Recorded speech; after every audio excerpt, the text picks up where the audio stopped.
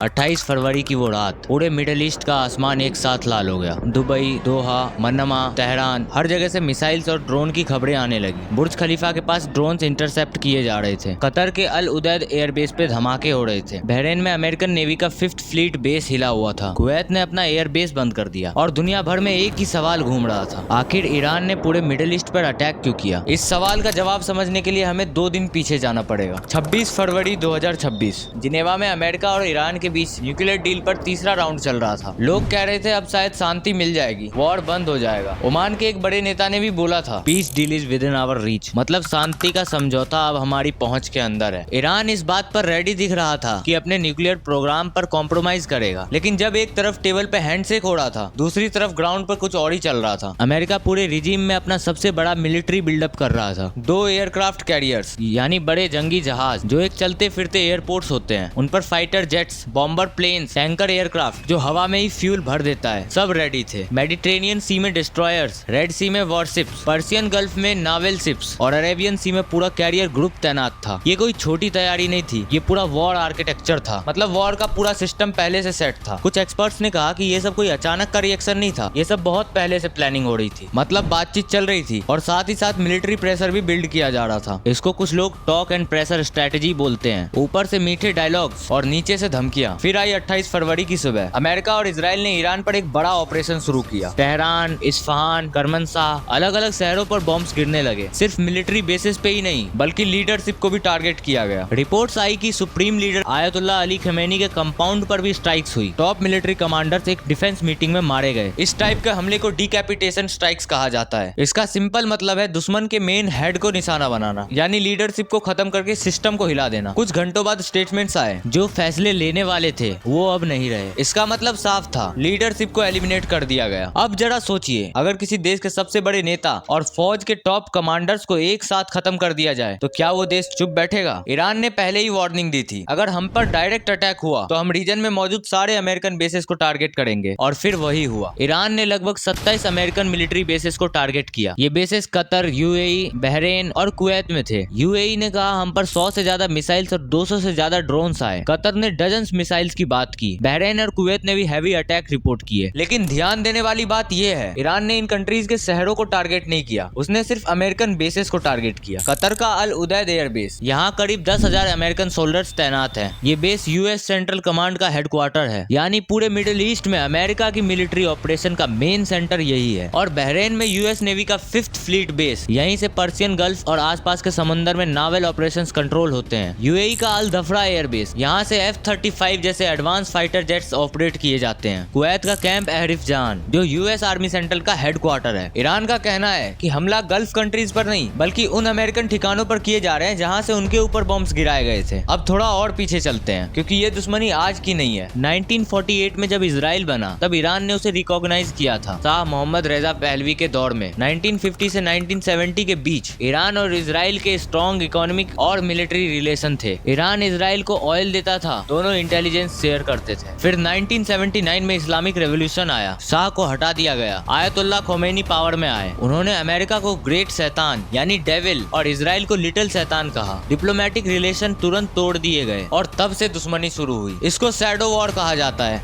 यानी खुली जंग नहीं लेकिन पर्दे के पीछे हमले होते हैं। फिर 2010 में स्टक्सनेट नाम का कंप्यूटर वायरस ने ईरान के न्यूक्लियर सेंट्रीफ्यूजेस को डैमेज कर दिया। सेंट्रीफ्यूज वो मशीन होती है जो यूरेनियम को एनरिच करती है। सिंपल शब्दों में कहा जाए तो ये न्यूक्लियर फ्यूल बनाने के प्रोसेस का हिस्सा होता है। 2020 में ईरान के top nuclear scientist Mohsen Fakhrizadeh की तेहरान के बाहर हत्या कर दी गई। 2024 में पहली बार ईरान और इजराइल ने सीधा एक दूसरे पर मिसाइल्स और ड्रोन्स दागे। ये डायरेक्ट कन्फ्रंटेशन था। और 2025 में इजराइल ने ऑपरेशन राइजिंग लायन के नाम से ईरान के न्यूक्लियर और मिलिट्री साइट्स पर बड़ा हमला किया। ईरान ने इराक और लीबिया का हाल देखा था। 2003 में अमेरिका ने इराक में सद्दाम हुसैन को हटाया और आज तक इराक इनस्टेबिलिटी और वायलेंस से जूझ रहा है। और 2011 में लीबिया में नाटो यानी नॉर्थ अटलांटिक ट्रीटी ऑर्गेनाइजेशन में इंटरवेंशन किया और गद्दाफी को मार दिया गया, जिसकी वजह से देश आज तक डिवाइडेड है। फिर अफगानिस्तान में 20 साल के बाद अमेरिका को निकाला गया और तालिबान वापस आ गया। इसलिए जब रिजीम चेंज वर्ड यूज होता है जिसका मतलब होता है किसी देश की सरकार को बाहर से हटा देना, तो ईरान अलर्ट हो जाता है। उसे लगता है अगला नंबर उसका हो सकता है। आज तेहरान की सड़कों पर लोग डिवाइडेड हैं। कुछ लोग लीडरशिप के खत्म होने पर शौक में हैं और ईरान भी अकेला नहीं है। लेबनान में हिजबुल्लाह, यमन में हौतीस, इराक और सीरिया सीरिया में कुछ आर्म ग्रुप है, इन सब को मिलाकर एक्सिस ऑफ रेसिस्टेंस कहा जाता है, जिसका सिंपल मतलब है अमेरिका और इजराइल के इन्फ्लुएंस के खिलाफ एक ग्रुप ऑफ फोर्सेस। तो जब कोई पूछता है ईरान ने पूरे मिडिल ईस्ट पर अटैक क्यों किया, शायद ईरान का जवाब ये है, हमने उन बेसेस को टारगेट किया है जहाँ से हम पर हमला हुआ। और फिर एक बड़ा सवाल खड़ा होता है, जब जिनेवा में बातचीत चल रही थी तब वॉर ऑप्शन क्यों चुना गया? जब डिप्लोमेसी का दरवाजा खुला था तब मिसाइल्स क्यों चली? क्या किसी देश को दूसरे देश की सरकार गिराने का हक है? क्या मिलिट्री प्रेशर के थ्रू सिस्टम चेंज करना सही तरीका है? ये सिर्फ ईरान की कहानी नहीं है, ये पावर पॉलिटिक्स की कहानी है, जहाँ बड़े देश अपना इन्फ्लुएंस बढ़ाने की कोशिश करते हैं, वहाँ छोटे देश अपनी संप्रभुता बचाने की कोशिश करते हैं। संप्रभुता का मतलब है अपने देश पर अपना पूरा कंट्रोल बिना किसी बाहरी दबाव के। आखिर में फैसला शायद आज नहीं होगा, लोग अपनी साइड लेंगे, मीडिया अपना नैरेटिव सेट करेगा, लीडर्स अपनी जस्टिफिकेशन देंगे, लेकिन हिस्ट्री हमेशा थोड़ा वक्त लेती है और आखिर में वही डिसाइड करती है कि कौन सही था